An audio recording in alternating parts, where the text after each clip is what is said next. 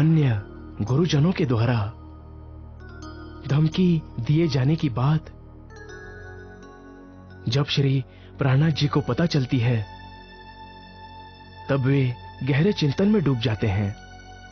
वो ये सोचते हैं कि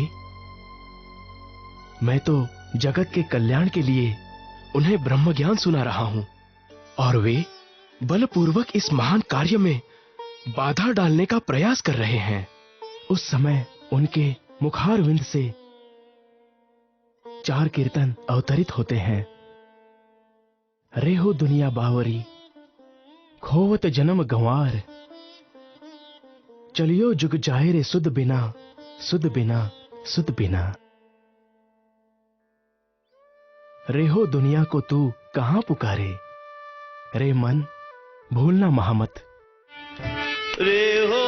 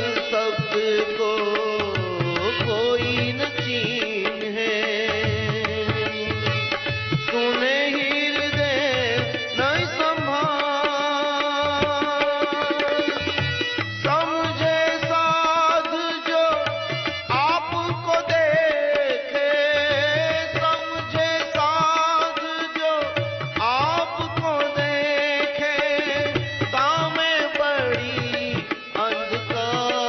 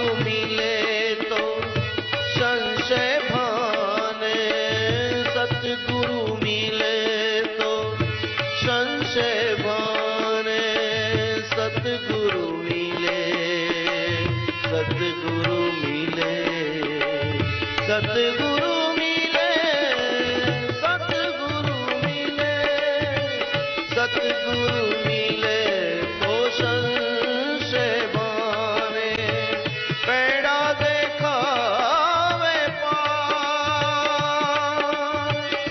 तब सकल शब्द को अर्थ उपजे,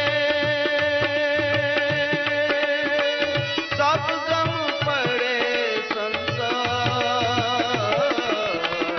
होवत जन्म गवार, रे हो दुनिया बावरी।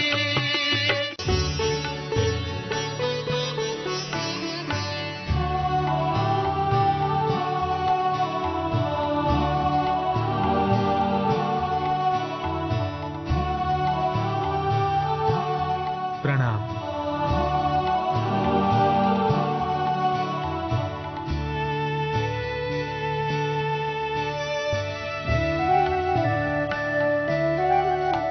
अज्ञानता के कारण मनुष्य का जीवन व्यर्थ ही बीता जा रहा है।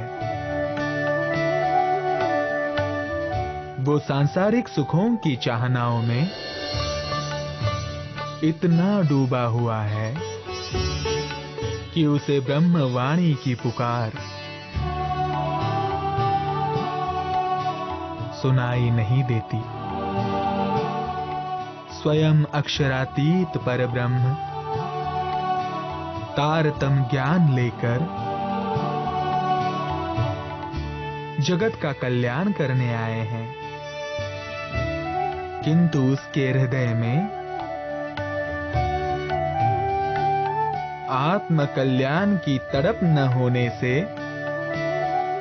उसे ब्रह्म ज्ञान का महत्व भी समझ नहीं आता। ब्रह्म ज्ञान के नाम पर दुनिया में अनेकों ग्रंथों की रचना हो चुकी है, जिसमें से बहुत सी बातें लोगों को समझ में भी नहीं आ पाती। सामान्य मनुष्य तो सत्य असत्य का निर्णय करने में भी समर्थ नहीं है। ऐसी स्थिति में जगत का कल्याण हो तो कैसे हो? जिनके हृदय में आत्म कल्याण की तड़प हो, आत्म स्वरूप एवं परब्रह्म को जानने की जिज्ञासा हो, वो अखंड मोक्ष की प्राप्ति हेतु तारतम ज्ञान की शरण में आए। मुक्ति का मात्र यही मार्ग है। इसी में जगत का कल्याण है। हे प्राणनाथ जी, आज मुझे पूरा विश्वास हो गया है कि आप कोई साधारण मनुष्य नहीं हैं। आपके अंदर अवश्य ही कोई अलौकिक शक्ति विराजमान है और आपके द्वारा दिए जाने वाले तारतम ज्ञान में ही समस्त मनुष्यों का कल्याण है। आज से मैं आपकी शरण में आना चाहता हूं। कृपया मुझे अपनी शरण में ले लें। अवश्य महाव जी। आज से आप अक्षरातीत परब्रह्म श्री राज जी की शरण में हैं।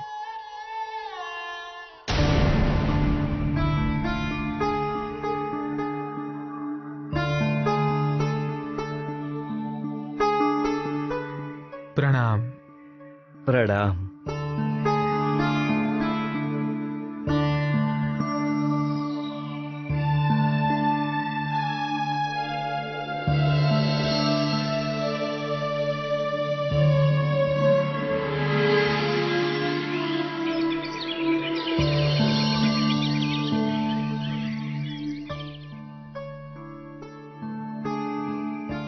पर ब्रह्म की प्राप्ति के लिए शरणागति अति आवश्यक है, किंतु इसका ये अर्थ नहीं है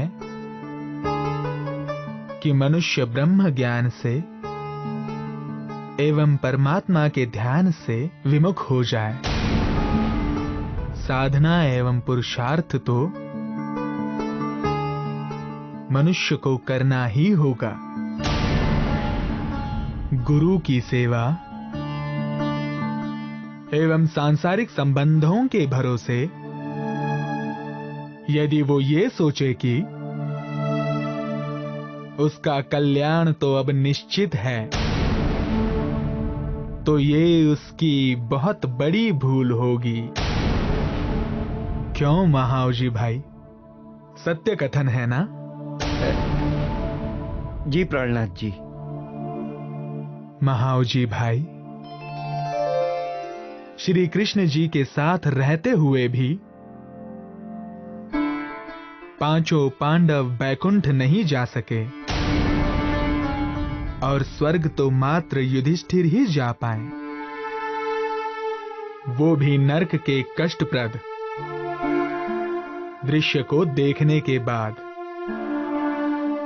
अतः मनुष्य को अपने सत्कर्म, ज्ञान, भक्ति पर ध्यान देना चाहिए। शरणागति का तात्पर्य यह है कि हम सत्कर्म करने का प्रयास करते रहे, किंतु अपना अहंकार छोड़कर उस परमात्मा की कृपा का आश्रय लेकर, इसी से उसका कल्याण संभव है।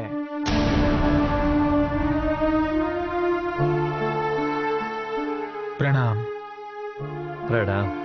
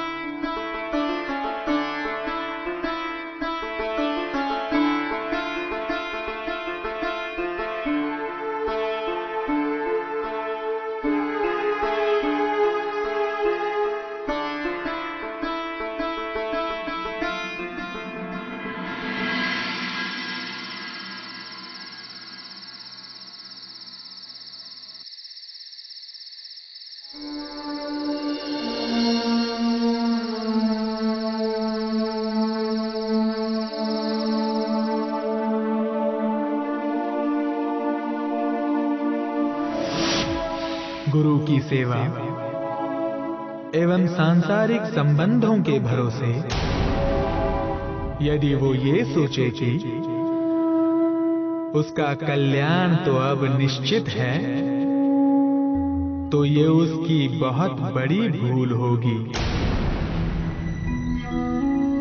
क्यों महाव जी भाई, सत्य कथन है ना? मैंने प्राणनाथ जी का इतना सम्मान किया और उन्होंने भरी सभा में मेरा अपमान किया। मैं आज घर नहीं जाऊंगा, यही दुकान पर ही सो जाऊंगा। पिताजी, घर चलें? बेटा, तुम घर चले जाओ, आज रात मैं यहीं सोऊंगा। जो आज्ञा पिताजी।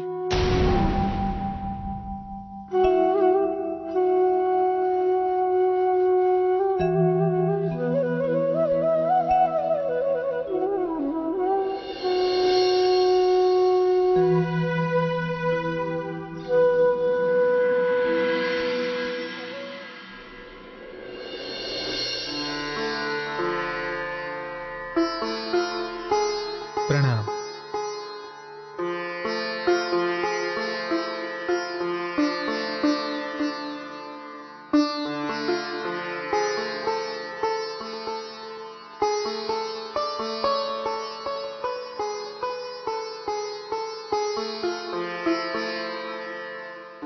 प्रणाम प्राणनाथ जी।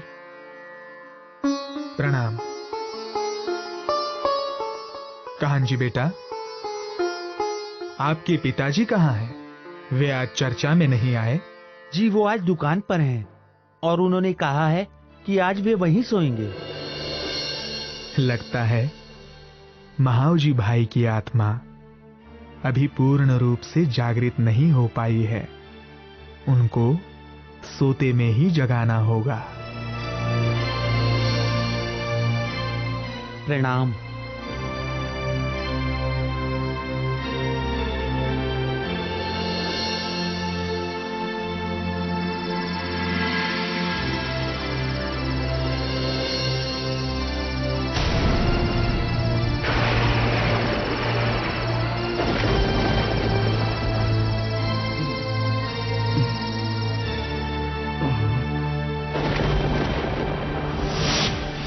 गुरु की सेवा एवं सांसारिक संबंधों के भरोसे यदि वो ये सोचे कि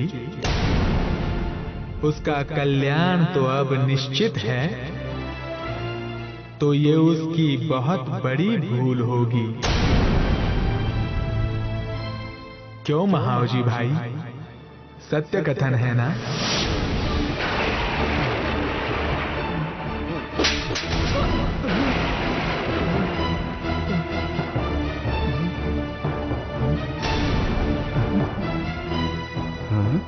ये मुझे किसने थप्पड़ मारा? यहां तो कोई नहीं है, दरवाजा भी बंद है। लगता है आज मैं प्राणनाथ जी से नाराज होकर घर नहीं गया। शायद इसी की सजा मिली है मुझे।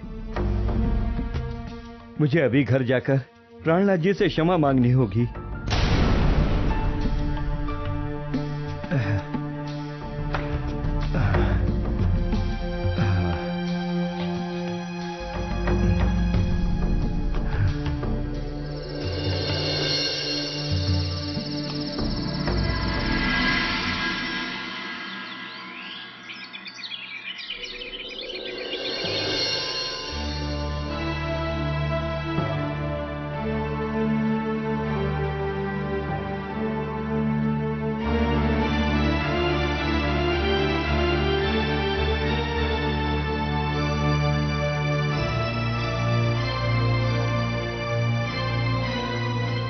हे प्राणनाथ जी,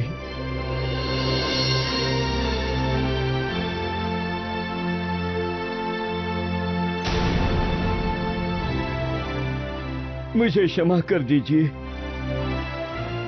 मैं आपको पहचान नहीं पाया और आपके अमृतमय वचनों को भी समझ नहीं पाया। कोई बात नहीं महावजी भाई, ये माया ही इतनी जोरावर है कि मनुष्य की बुद्धि पर अज्ञानता का पर्दा डाल देती है और सब कुछ भुला देती है। जिस प्रकार कुम्हार घड़ा बनाते समय उसे सुंदर आकृति देने के लिए एक हाथ से बाहर से चोट मारता है और दूसरे हाथ से अंदर से सहारा देकर उसे टूटने से बचाता है, उसी प्रकार सद्गुरु को भी अपने शिष्यों के दुर्गुणों को दूर करने के लिए कटु वचनों का सहारा लेना पड़ता है। हे प्राणनाथ जी, मैं आपको वचन देता हूं कि मैं ऐसी गलती फिर कभी नहीं करूंगा। मुझे क्षमा कर दीजिए। धाम धनी आप पर कृपा करें।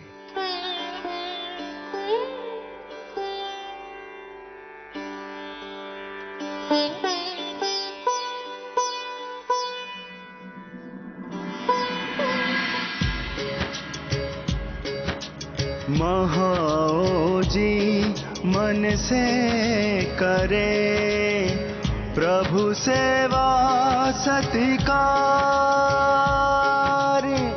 हाजी कराए प्रेम से और माने आभार। प्रभु के वचन श्रवण करें, लिए नयन में नीर, चरण दबाए नाथ के, भूले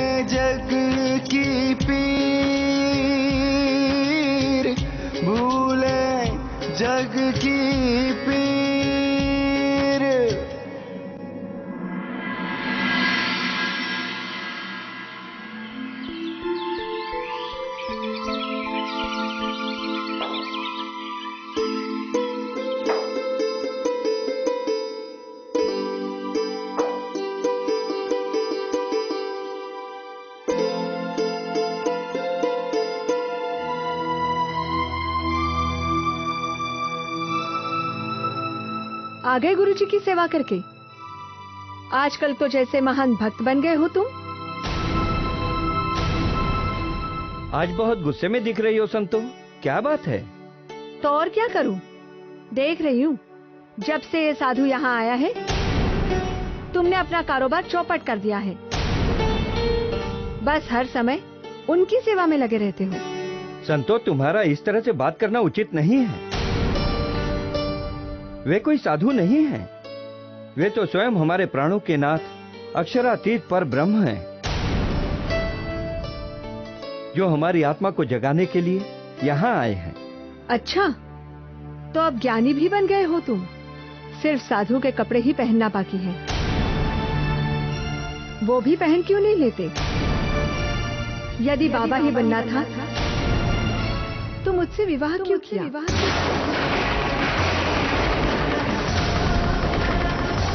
हमारे भविष्य की कोई आपको चिंता है या नहीं?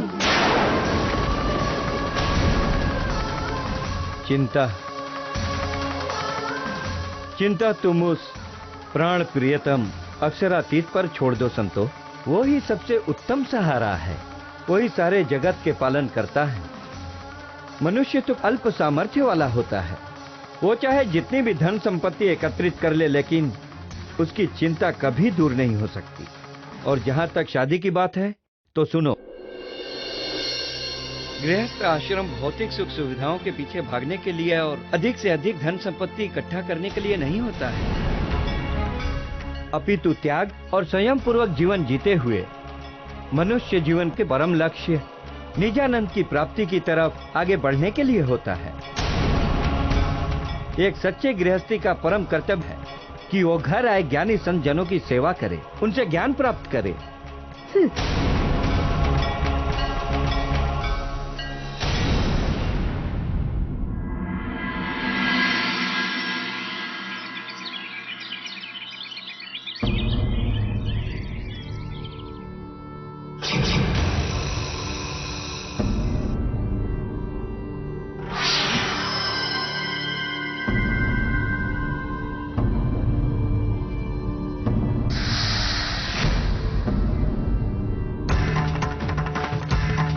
हुजूर आला, सुनने में आया है कि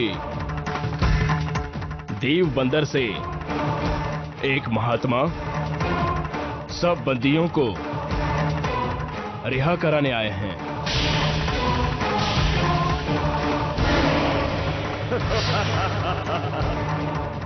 ये तो बड़ी अच्छी खबर लेकर आए हो। हम खुद जाकर उससे मुलाकात करेंगे।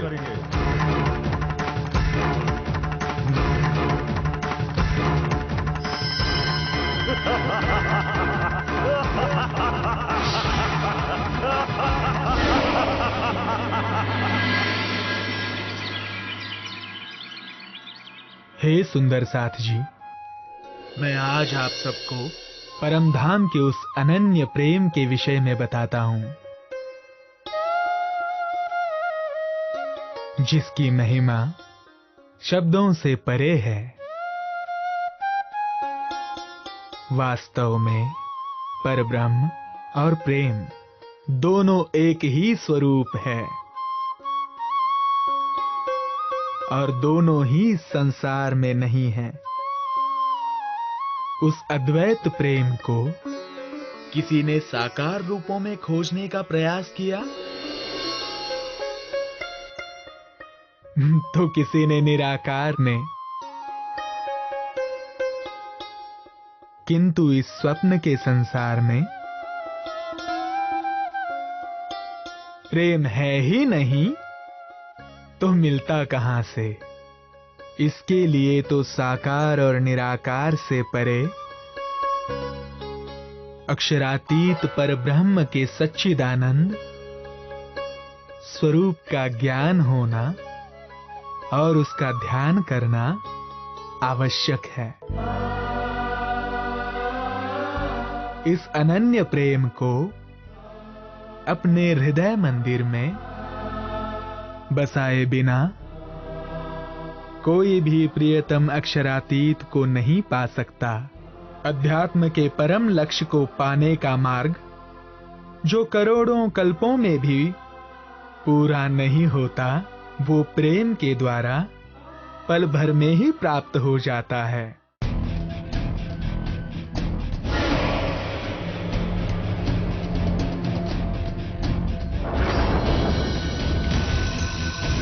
तो आप ही वो फकीर हैं